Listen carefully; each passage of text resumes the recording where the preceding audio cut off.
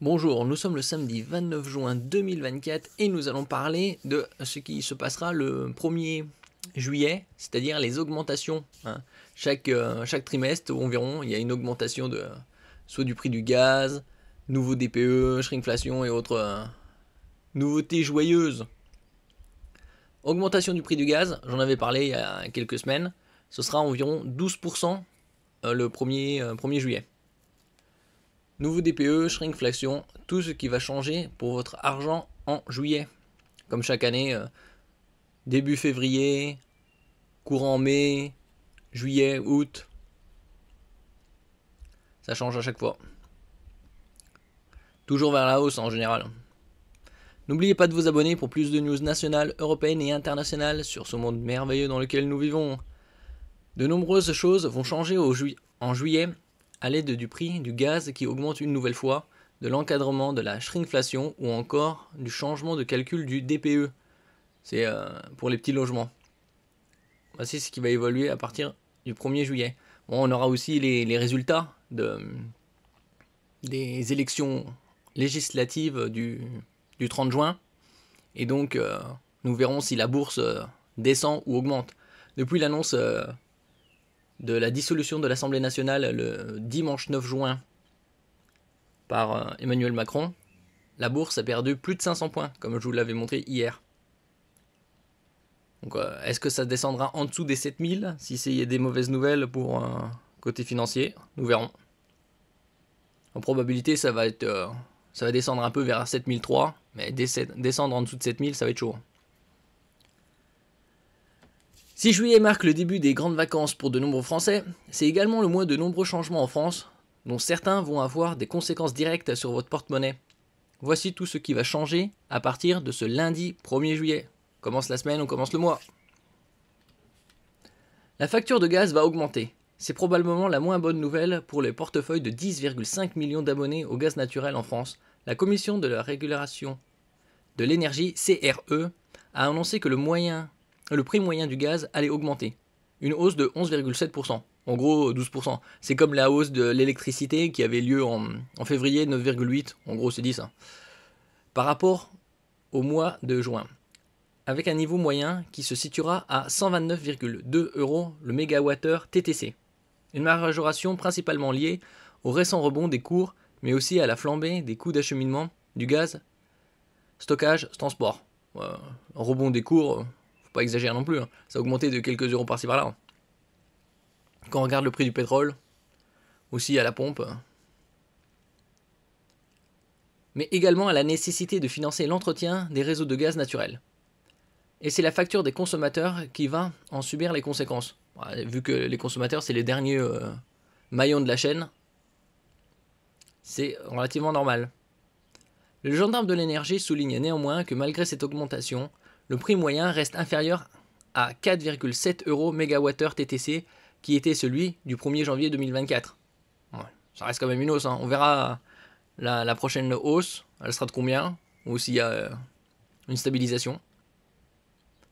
Pour l'instant, c'est 12% à partir du 1er juillet. Les petits logements vont profiter du changement de calcul du DPE. Autre changement, celui qui concerne le DPE, c'est-à-dire le diagnostic de performance énergétique, qui évalue la performance énergétique d'un bien en le classant de A à G, un peu comme les performances des produits électroménagers ou électroniques en consommation électrique. C'est un peu le même principe. Il y a très peu de logements qui sont classifiés en A et B. On avait vu ça il y a quelques mois. C'est moins de 10%. 5 à 10% environ. Et en ce qui concerne les plus bas, les F et G, c'est aussi dans les 10-15%. La majorité se trouve en CDE. Il va évoluer pour les petites surfaces de moins de 40 mètres carrés qui étaient souvent moins bien classées que la moyenne, conformément à l'arrêt du 25 mars 2024. Cette modification va consister en une pondération des consommations fixes par des coefficients adaptés aux petites surfaces qui devraient leur permettre de sortir de la catégorie des passoires énergétiques. Pour chaque logement touché par cette simplification, il sera possible, dès ce mois de juillet, de générer une nouvelle attestation de DPE. Passons à la shrinkflation. Bon, c'est un terme réducteur. C'est des quantités moindres, mais au prix qui ont élevé. Par exemple, là où vous aviez un kilo vous aviez des boîtes de 500 grammes de pâtes, vous avez ces mêmes boîtes, mais finalement c'est 450 grammes. Et ça coûte autant, voire en général même plus cher. Donc moins de quantité et plus cher, une double augmentation. Comprenez réduflation en français. Ouais, on peut appeler ça comme ça, on va dire. Désigne les pratiques commerciales ayant pour effet de masquer la diminution de quantité de certains produits. Enfin, masquer, ils sont obligés de signaler la quantité.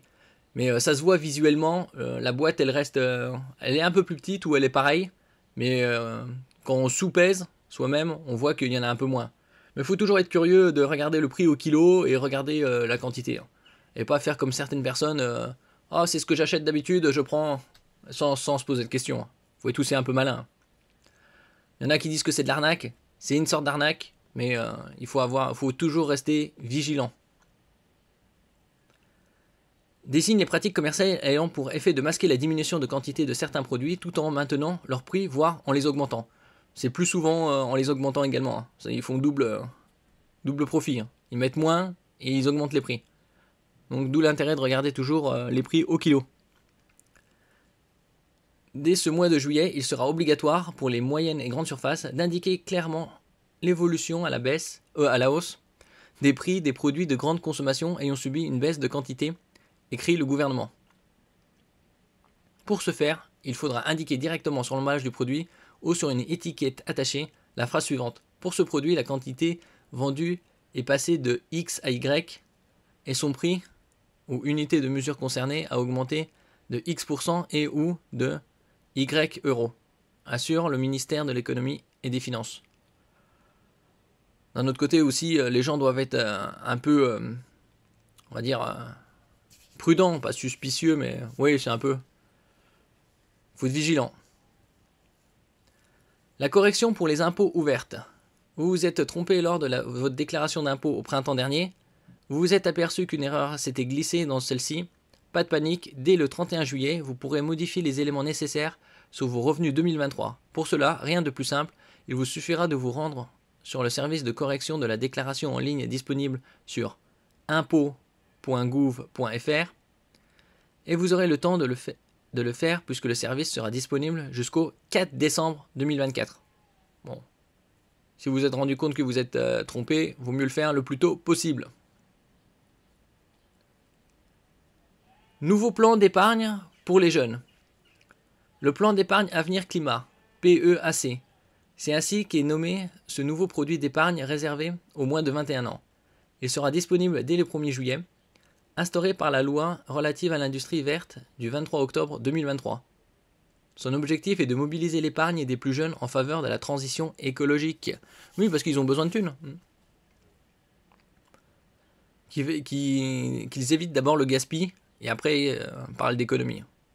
Selon le décret paru au journal officiel, un seul plan peut être ouvert par personne. Il sera possible de l'ouvrir pour son enfant dès la naissance. Les sommes seront alors bloquées jusqu'à sa majorité et, comme le livret A, le plafond est fixé à 22 950 €.